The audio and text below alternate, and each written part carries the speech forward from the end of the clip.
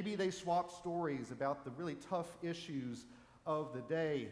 Human trafficking was a painful reality in their time, as it is in ours. In the passage, actually, immediately after today's verses, Paul and his disciples encounter a slave girl who was forced to work as a fortune teller to provide an income for her owner. After some days, Paul and Silas free the girl who has the spirit, angering not only her master, but also the wider community because they have upset the economic status quo.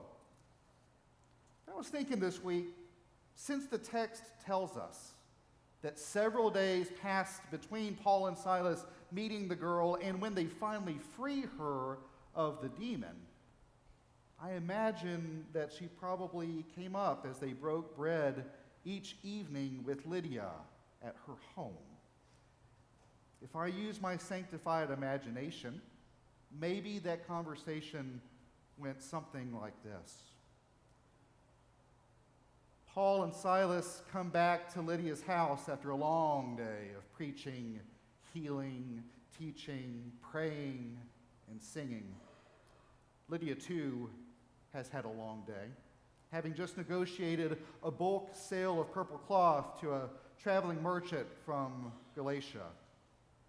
She has used part of the revenue of that sale to purchase a rejuvenating meal of homemade bread, fresh fish, and various figs and grapes and pomegranates. As Paul and Silas sit down, they smell the rich fragrance of the wine, of rosemary and purple dye. After reciting the Shema and maybe singing a psalm together, they begin the feast. In between courses, Silas turns to Lydia and says, "Today we met a slave girl who convulsed violently and shouted at us. She followed us around incessantly, trying to get us to pay her money to tell our fortunes."